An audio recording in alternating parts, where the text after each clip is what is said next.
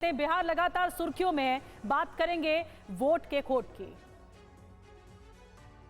आपको बता दें कि बिहार में जारी एसआईआर यानी स्पेशल इंटेंसिव रिवीजन के बीच पूरे देश में राजनीतिक विमर्श छेड़ दिया है।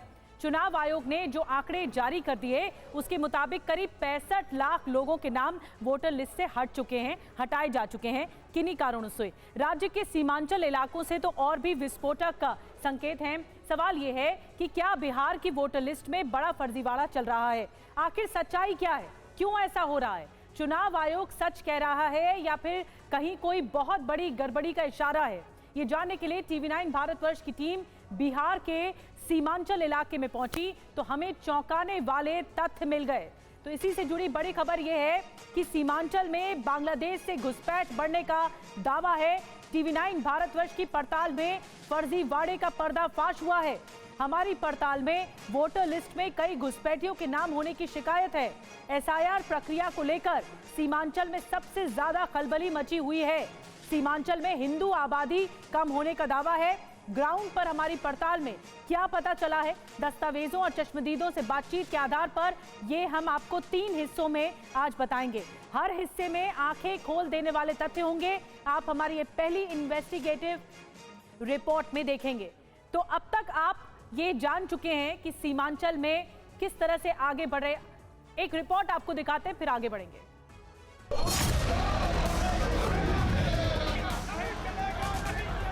एसआईआर का विरोध नहीं करते, ईमानदारी से निष्पक्ष होकर के चुनाव आयोग को काम करना चाहिए था, वो ये काम नहीं कर रही। हिंदुस्तान में इलेक्शन चोरी किए जा रहे हैं। It should be a transparent, it's a democracy. क्या रोहिंग्या हो या बांग्लादेशियों के लिए इनको परेशानी है?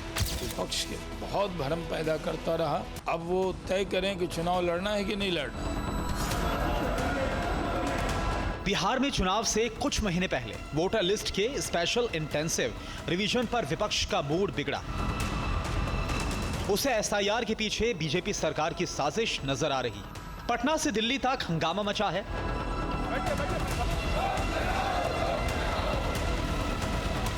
विधानसभा से संसद तक संग्राम छिड़ा है।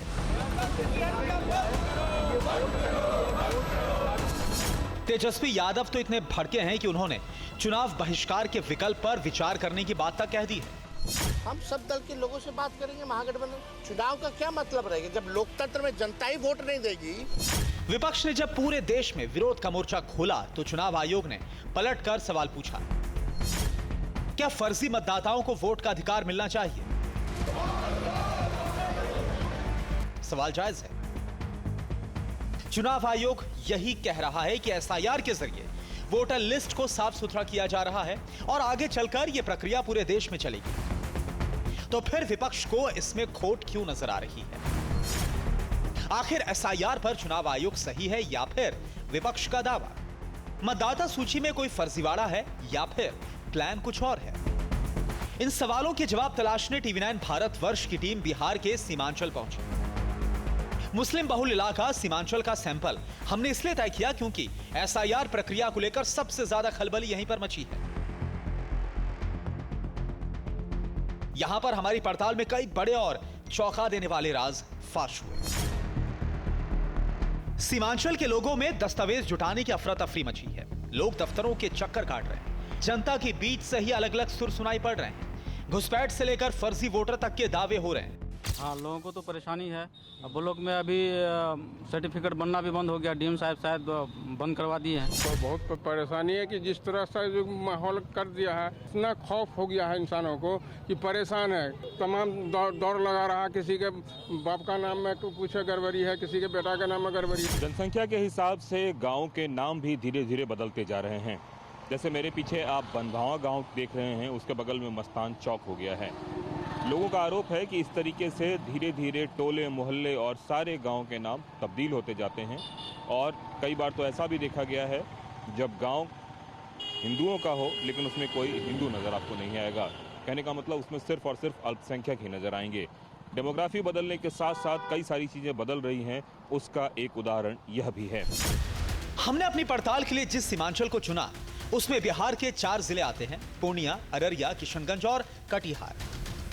दावा किया जा रहा है कि इन इलाकों में बांग्लादेश से आए लोगों की संख्या लगातार बढ़ रही है, जिससे यहाँ की डेमोग्राफी साल दर साल बदलती जा रही है। तुम्हारा क्या नाम है? तुम्हारे अब्बा जी का क्या नाम है? अंसार।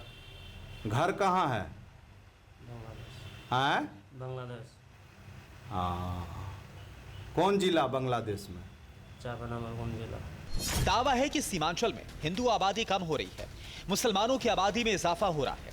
मुस्लिम आबादी बढ़ने के पीछे बांग्लादेशी घुसपैठिए हैं।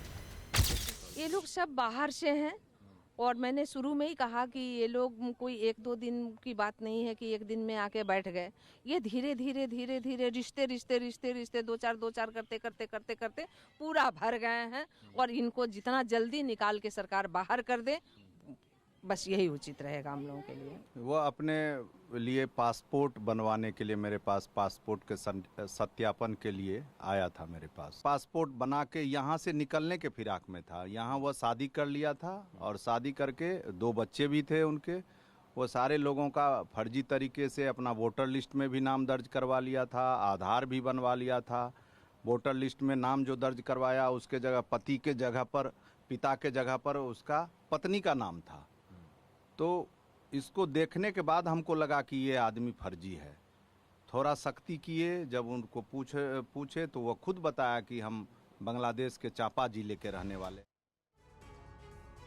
तो सीमांचल इलाके से अब आपको एक्सक्लूसिव रिपोर्ट दिखाने जा रहे हैं। आप अब तक ये जान चुके होंगे कि सीमांचल में बांग्लादेश से होने वाली घुसपैठ बहुत बड़ी समस्या बन चुकी है। अब तक एसआईआर के दौरान जिस तरह से दस्तावेज की होड़ मची, होड़ लग गई, सर्टिफिकेट में हेराफेरी शुरू हुई, उससे प्रशासन के कान खड़े हो गए।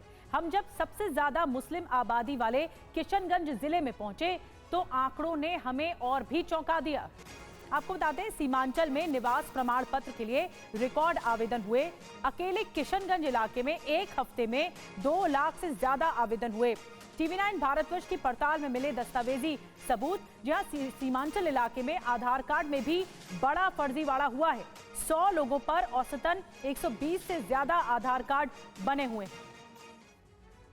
और अब आपको बताते हैं कि कैसे इन्वेस्टिगेशन के दूसरे हिस्से में हमारा जो फोकस रहा, सीमांचल में दस्तावेजों में चल रहे गड़बड़ झाले पर रहा। वो कौन लोग हैं जिन्हें इतनी तादाद में निवास प्रमाण पत्र की जरूरत पड़ गई? आखिर एसआईआर के बाद रिकॉर्ड उछाल कैसे आ गया? इन्हीं सवालों का जवाब हमारी अगली रिपोर्ट में है। TV9 भारतवर्ष की पड़ताल जैसे जैसे आगे बढ़ रही थी, नए पर्दाफाश हो रहे थे। लोगों ने जब बांग्लादेशी घुसपैठियों की संख्या रॉकेट की रफ्तार से बढ़ने का दावा किया तो हमने दस्तावेज खंगाले। वही दस्तावेज जिसके जरिए लोग वोटर लिस्ट रिवीजन में खुद को रजिस्टर्ड करवा सकते हैं। इन्हीं दस्तावेजों में से एक है निवास प्रमाण पत्र, जिसके लिए होड़ लगी है। हमारी नजर जब किशनगंज जिले के आंकड़ों पर गई तो हैरानी हुई। 1 जुलाई से 6 जुलाई के बीच अकेले किशनगंज में निवास प्रमाण पत्र के लिए 2,06,000 से ज्यादा आवेदन दिए गए। इसी दौरान कटिहार जिले में यह आंकड़ा 53,000 के पार था। इसी एक हफ्ते में पूर्णिया में लगभग 35,000 आवेदन दिए गए। वहीं अररिया में यह आंकड़ा 21,000 से थोड़ा ज्यादा था। अब सवाल है कि अचानक से इतनी तादाद में निवास प्रमाण पत्र की जरूरत क्यों पड़ गई? आखिर सीमांचल में 3 लाख से ज्यादा निवास प्रमाण की जरूरत किससे पड़ गई और ये लोग कौन हैं? सूत्रों के मुताबिक आमतौर पर किशनगंज में हर महीने लगभग 20,000 लोग निवास प्रमाण पत्र के लिए आवेदन देते थे, लेकिन एसआईआर के बाद यह आंकड़ा एक हफ्ते में 2 लाख को कैसे पार कर गया? सीमांचल के 4 जिलों की बात करें तो पूर्णिया, अररिया, कटिहार और किशनगंज, उसमें से पूर्णिया ही एक ऐसी जगह है जहां पे कि डिटेंशन सेंटर है। अब इस डिटेंशन सेंटर में आता कौन है? तो इसमें अलग अलग देशों के नागरिकों की यहाँ पे मौजूदगी है। बताया जाता है कि 13 लोगों में सबसे ज्यादा बांग्लादेशी हैं। यह इस बात को दर्शाता है कि इस पूरे इलाके में बांग्लादेशियों की सक्रियता है, लेकिन जितनी आबादी उनकी यहाँ है और जितने लोग पकड़े जा रहे हैं, उनके अनुपात को अगर देखें तो भूस के ढेर में राई के दाने की तरह हैं। रेजिडेंस सर्टिफिकेट में अचानक से इतनी बड़ी उछाल को देखकर किशनगंज के डीएम को भी कुछ शक हुआ। उन्होंने जांच के आदेश दिए, साफ कह दिया कि बिना पुलिस वेरिफिकेशन के निवास प्रमाण पत्र जारी नहीं होगा। हम लोगों को पिछले 6-7 दिनों में काफ़ी ज़्यादा संख्या में आरटीपीएस पर निवास प्रमाण पत्र के लिए आवेदन प्राप्त हुए हैं। तो सभी आवेदनों पर हम लोग विधिवत जांच कराने के उपरांत उन सभी का डिस्पोजल किया जाएगा। TV9 भारतवर्ष की टीम ने जब और छानबीन की तो पूर्णिया के डीएम की इंटरनल चिट्ठी हमारे हाथ लगी। ये चिट्ठी उन्होंने अपने मातहतों को हिदायत के तौर पर लिखी। सख्त शब्दों में कहा गया कि जाति, आवासीय, आय या फिर कोई अन्य प्रमाण पत्र पुख्ता जांच के बाद ही जारी किया जाए। उनकी ये शिकायत भी है कि बिना जांच के ऐसे प्रमाण पत्र दिए जा रहे हैं जो नियमों के खिलाफ है, इसलिए आगे से ऐसा ना हो, इसे सुनिश्चित किया जाए। इस वक्त मैं किशनगंज में मौजूद हूँ। इसे नॉर्थ ईस्ट का द्वार भी बोला जाता है। इसे बिहार का पहला जिला भी बोला जाता है जिसमें कि आप पश्चिम बंगाल से अंदर आते हैं। इसे चिकन नेक भी बोला जाता है और हाल फिलहाल के दिनों में इसे बांग्लादेशी लोगों का आश्रय गृह भी बोला जाता है।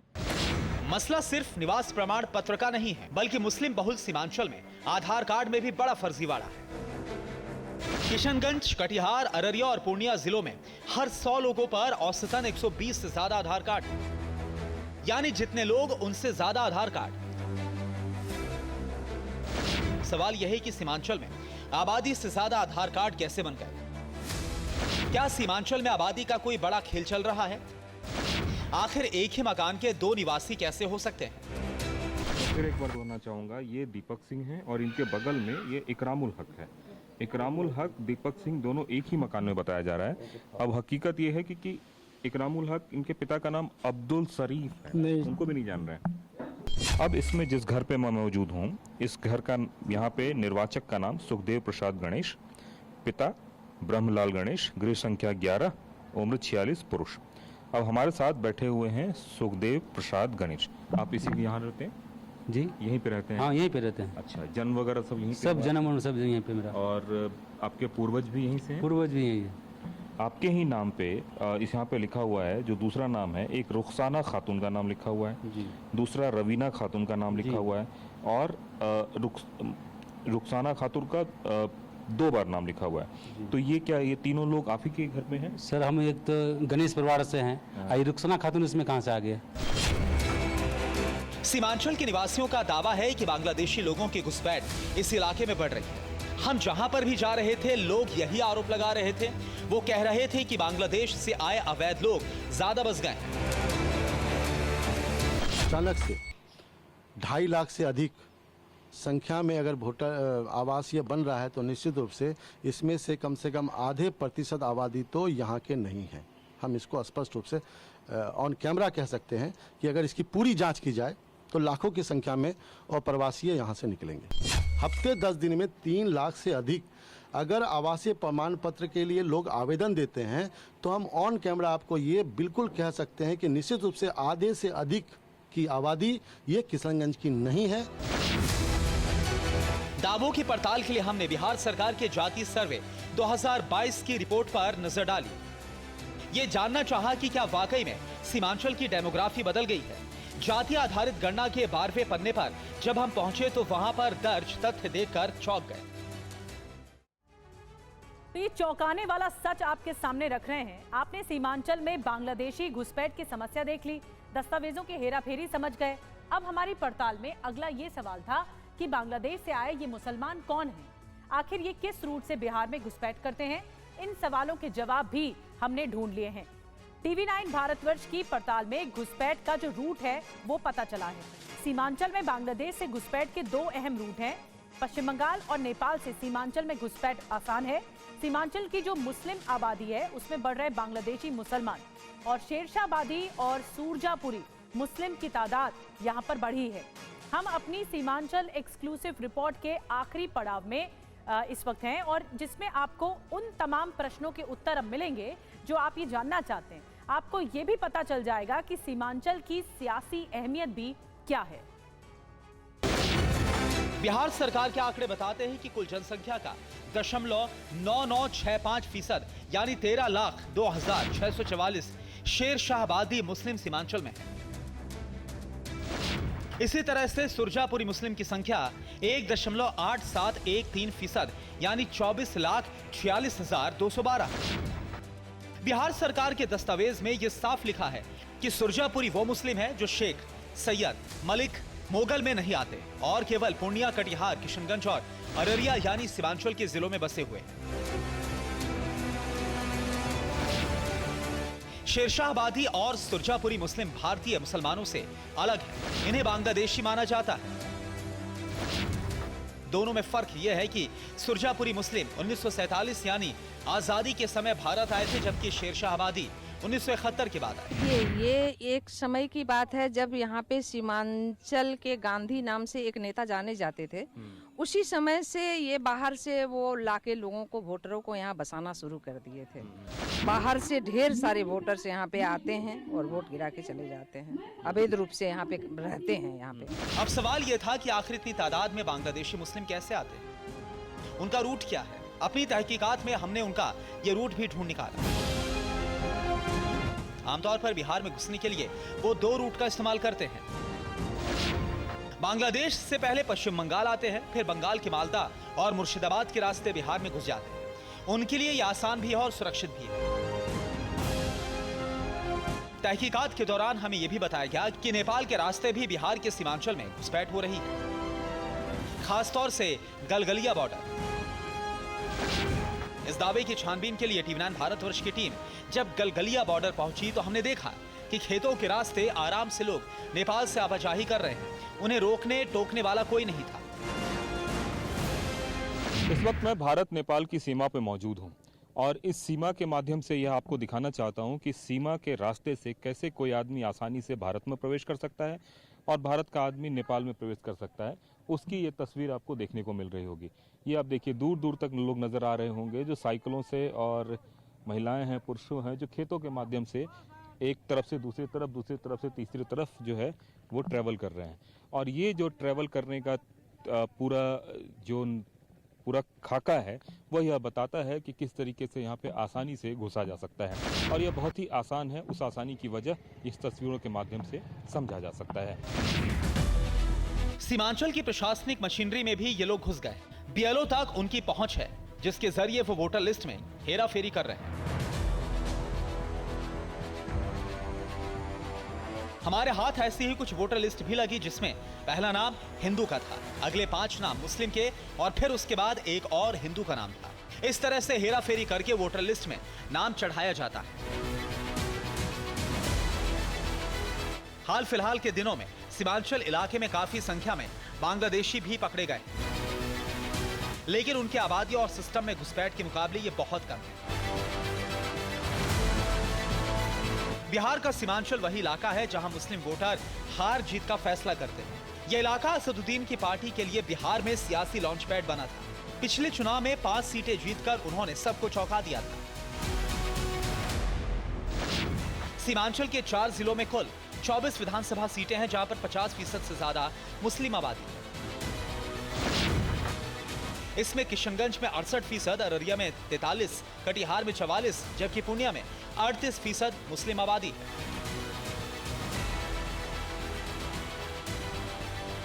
बिहार सरकार के दस्तावेज और जमीन हालात की पड़ताल बताती है कि वोटर लिस्ट में गड़बड़ी की गुंजाइश है। यह भी सच समझ आता है कि सीमांचल में बांग्लादेशियों की घुसपैठ आसान है। विपक्ष का आरोप है कि घुसपैठ रोकना केंद्र सरकार की जिम्मेदारी है, लेकिन इस बात से भी इनकार नहीं किया जा सकता कि एसआईआर की सियासत और चुनाव आयोग पर विपक्ष के निशाने के पीछे वोट बैंक की छटपटाहट है। बिहार के सीमांचल से कुमार कुंदन, टीवी9 भारतवर्ष। तो हमने अपनी पड़ताल में, अपनी रिसर्च में ये पाया कि फर्जी वोटर कैसे बनते हैं और इस पूरी प्रक्रिया के तहत क्या कुछ गड़बड़ जाला निकलकर सामने अब तक आ चुका है।